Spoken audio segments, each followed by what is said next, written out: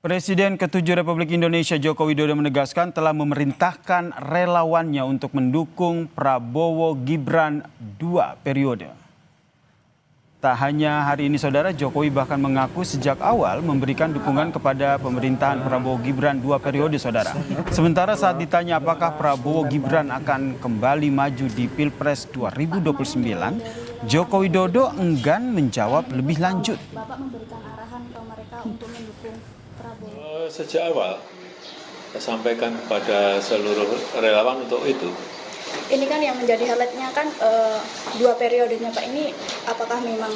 Ya memang sejak awal saya perintahkan seperti itu untuk mendukung pemerintahan Pak Presiden Prabowo Gibran 2 periode. Berarti nanti di 2029 Pak Prabowo dan Mas Gibran akan maju lagi? Saya sampaikan itu ke relawan. Berarti Bapak juga mendukung untuk 2 periode Pak? Saya sampaikan itu ke relawan. Pak, Karena ada yang bertanya mereka. Sebelumnya saudara, dalam reshuffle pertama dan kedua, Presiden Prabowo mencopot menteri yang dikenal sebagai orang yang dekat dengan Joko Widodo, yakni Menteri Koperasi Budi Aris Setiadi yang juga merupakan Ketua Umum Projo. Kemudian Menteri P2MI Abdul Qadir Karding dan juga Kepala PCO Hasan Nasbi saudara. Sedangkan mantan Wamenaker Immanuel Ebenezer yang merupakan Ketua Relawan Jokowi Mania digantikan karena terjerat kasus korupsi.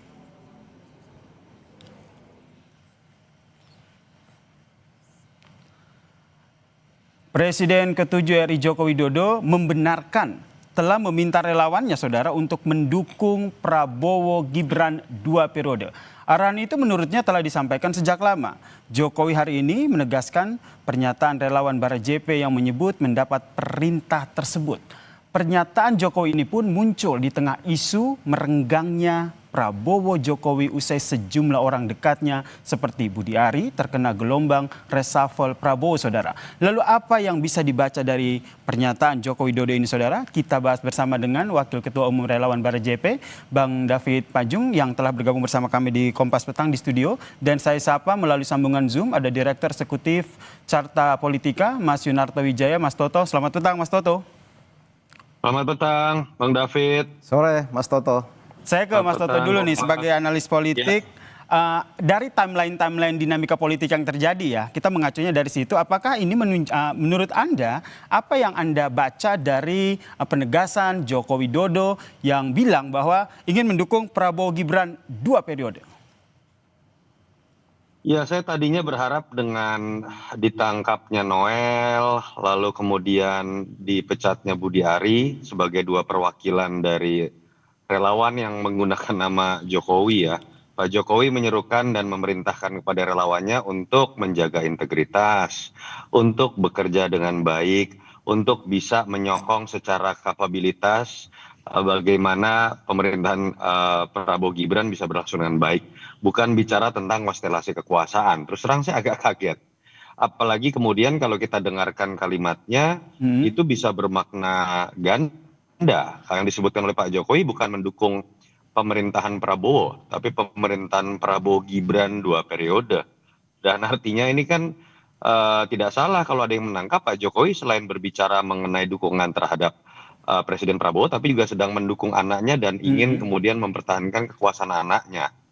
Buat saya menyedihkan, buat seorang mantan presiden yang seharusnya sudah menjadi seorang statesman, negarawan, yang bicaranya kalau kita lihat Pak SBY itu diundang ke luar negeri berbicara mengenai climate change, berbicara mengenai disrupsi AI, atau yang terjadi juga dengan Ibu Mega, misalnya diundang di Vatikan berbicara tentang keberagaman. Ini yang menurut saya sangat disayangkan dari seorang mantan presiden 2 periode yang kita harapkan ada pada tahapan seorang negarawan, tapi kemudian masuk kepada wilayah perbincangan mengenai elektoral, transaksi kekuasaan, dan catatan terakhir menurut saya paling penting buat teman-teman relawan. Mulailah sebuah budaya untuk kemudian memberikan kontribusi sesuai dengan apa yang bisa dipikirkan bersama melalui riset kah, melalui advokasi kah? Jangan terus-menerus menempatkan diri menjadi domba-domba yang mau diperintah apapun oleh junjungannya kemudian akan dilakukan. Karena dalam demokrasi yang semakin harusnya terdidik, tugas relawan bukan itu, mengisi kekosongan fungsi partai politik yang tidak dijalankan. Tahan sampai di situ dulu ya Mas Toto ya. Ya, kira-kira karena saya itu. ingin minta tanggapan langsung nih dari Bang David. Tanggapannya gimana tadi serta apa yang tadi menjadi pesan dari Mas Toto? Ya, oke, makasih Mas Toto dan Mas Yasir. Jadi gini, mungkin diksi-diksi yang dibangun Mas Toto ini terlalu negatif ya. Misalnya Apa saja tuh diksinya? ya seperti tadi misalnya pengabdi pada junjungannya apa segala macam. Mungkin yang perlu kami sampaikan pertama gini.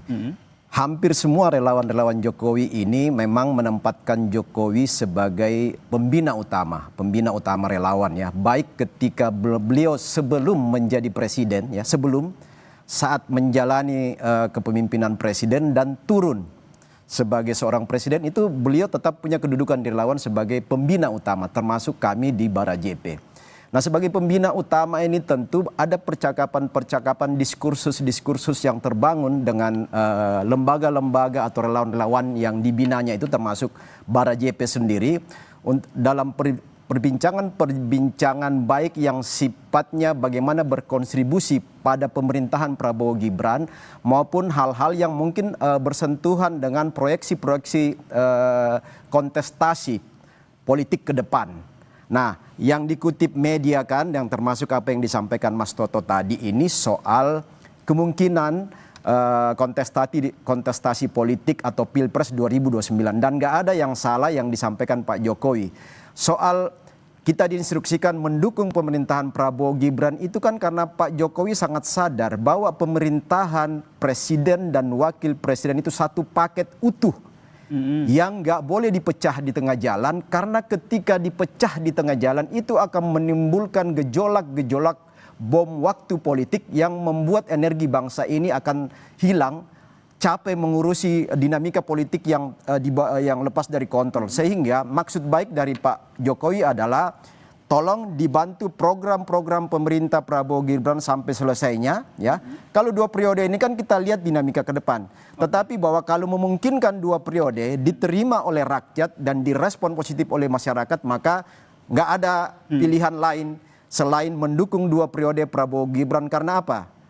Hanya Prabowo Gibran sampai hari ini yang senafas, sevisi dengan nawacita dan astacita. Oke Bang David. Tadi juga Anda menyatakan bahwa ada yang ingin memecah begitu. Emang siapa ini dari Barajepe sendiri melihat siapa yang ingin memecah? Loh, sekarang gini, isu-isu ijazah Jokowi, lalu kemudian seminggu terakhir ini polemik oleh satu oknum saja, Pak Suban yang mengangkat atau menggugat keabsahan ijazah seorang Gibran itu, ini kan bagian dari langkah-langkah politik untuk bagaimana mendelegitimasi pemerintahan 2-in-1 Prabowo Gibran ini untuk menyasar pada seorang wakil presiden. Padahal ini kan duet 2-in-1 yang nggak bisa ini harus finish untuk bagaimana mencapai Indonesia Emas 2045. Itu kepentingan Pak Jokowi adalah Indonesia Emas di bawah kepemimpinan Prabowo Gibran itu harus tercapai demi kebaikan bangsa ini, demi kesejahteraan rakyat Indonesia. Itu maksud positifnya. Berarti yang dimaksud juga dengan apa yang disampaikan oleh Joko Widodo ini juga sekaligus membantah bahwa hubungan Prabowo dan juga Jokowi ini tengah renggang begitu ya? Benar sekali. Jadi sebenarnya juga kalau bisa diinterpretasi dari pernyataan Pak Jokowi ini bahwa sebenarnya nggak ada masalah. Bahwa kemudian ada kawan-kawan seperti Noel yang terjerat masalah hukum, justru Pak Jokowi mengatakan silakan diproses hukum ya, kita ikuti perkembangan hukum. Lalu kemudian sahabat kami juga Mas Budi Ari ini katakanlah dicopot dari menteri, ini kan semua hak prerogatif seorang Presiden Prabowo yang tentu ada pertama diskresi, yang kemudian yang kedua ada kalkulasi strategis dari seorang Presiden Prabowo untuk mengambil keputusan itu. Bukan ada pengaruh karena kedekatan Jokowi di situ ya, tahan di situ. Saya ingin tanya ke Mas Toto. Mas Toto juga melihat yang sama, apa yang disampaikan oleh Joko Widodo ingin mendukung Prabowo Gibran 2 periode ini, sekaligus membantah bahwa hubungan Jokowi dan Prabowo ini sebenarnya baik-baik saja di tengah banyak menteri Joko Widodo yang di reshuffle oleh Prabowo. Itu urusan pribadinya Pak Jokowi dengan Pak Prabowo, tidak ada kaitan dengan masalah kebangsaan. Romantisme hubungan di antara Pak Prabowo dan Pak Jokowi biarkan mereka berdua yang tahu.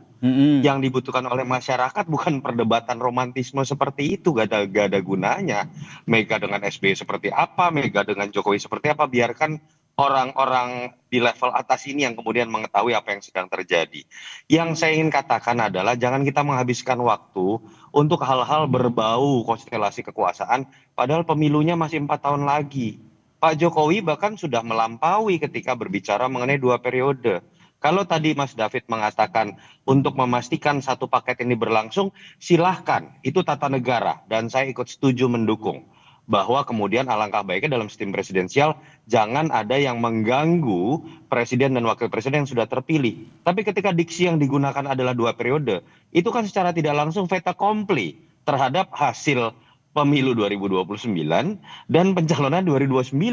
Padahal Pak Prabowo bisa memilih siapapun nanti calonnya. Dan tidak boleh ada yang kemudian fait accompli apa yang terjadi dalam konstelasi politik 2029. Yang kedua, lagi-lagi buat teman-teman relawan. Saya lebih berharap teman-teman relawan yang mengatasnamakan Jokowi ini bisa menjelaskan kepada publik, ikut memberikan kontribusi pertanyaan-pertanyaan misalnya terkait program. Apakah IKN akan berlanjut atau tidak? Ketika itu dianggap tadi sebagai bagian dari keberlanjutan yang kemarin 14 triliun baru ditolak oleh DPR. Dan itu akan mengakibatkan keterlambatan menurut Menteri Basuki. Yang kedua, misalnya terkait dengan keresahan masyarakat terkait MBG. Pak Jokowi nggak pernah punya program MBG. Itu khas dari Pak Prabowo. Bagaimana kemudian teman-teman relawan Jokowi yang juga mendukung Prabowo merasionalisasikan dan menjelaskan hal tersebut.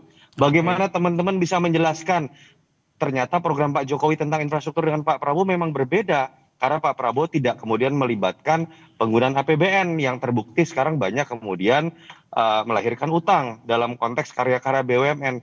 Hal-hal seperti itu yang kalau kemudian dijelaskan dengan baik, bukan dalam konteks konstelasi kekuasaan, sudah bicara 2 periode, pada titik itulah relawan akan dilihat lebih memiliki sebuah kegunaan dibandingkan spekulasi bahwa relawan ujung-ujungnya juga hanya tentang ikut dalam kekuasaan. Komisaris BUMN, menjadi wakil menteri, atau menteri yang akhirnya akan mencoreng nama relawan termasuk nama Pak Jokowi yang digunakan oleh relawan tersebut. Mungkin itu aja sih. Bang David, menanggapi soal itu bagaimana? Dan sebenarnya kalau kita lihat di peta politik sendiri kan 2029 masih lama dan itu kan masih dinamis. Bagaimana Bara JP sendiri melihat atau Jokowi sendiri melihat bahwa nanti di 2029 itu Prabowo bakal memilih Gibran lagi untuk menjadi wakil presidennya? Ya, sebenarnya kan pernyataan Pak Jokowi ini sangat normatif saja, nggak ada yang salah di situ. Karena gini, sampai hari ini pertama ya, kalau menurut survei salah satu lembaga survei terkemuka di Republik ini, kawan Mas Toto juga ya, seorang profesor mengatakan bahwa survei kemarin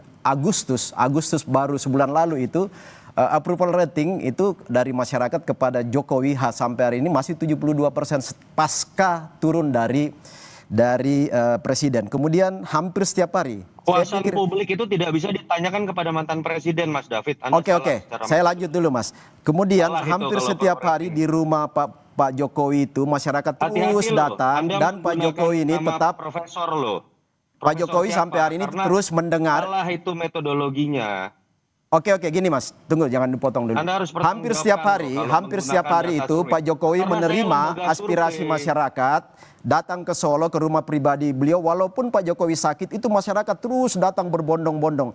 Nah, banyak aspirasi yang masyarakat juga titip untuk itu disuarakan oleh seorang masyarakat biasa, yaitu Jokowi yang sudah menjadi warga biasa, tetapi beliau masih dipercaya oleh masyarakat untuk bisa menjadi sound, menjadi penyambung lidah rakyat untuk menyampaikan aspirasi yang berkembang di masyarakat. Nah, dalam konteks itulah sebagai masyarakat biasa, Pak Jokowi sampai hari ini juga menyampaikan hal-hal yang strategis ke publik. Termasuk kami relawan. Diinstruksikan relawan pertama dukung full program Prabowo Gibran. Kami juga sampai hari ini Mas Toto ya, beberapa relawan ini juga terlibat di dalam teknis pelaksanaan MBG di lapangan ya. Kemudian beberapa teman-teman yang coba menopang program koperasi Merah Putih. Lalu kemudian beberapa kawan-kawan terlibat bagaimana penyaluran pupuk untuk kemandirian dan swasembada pangan.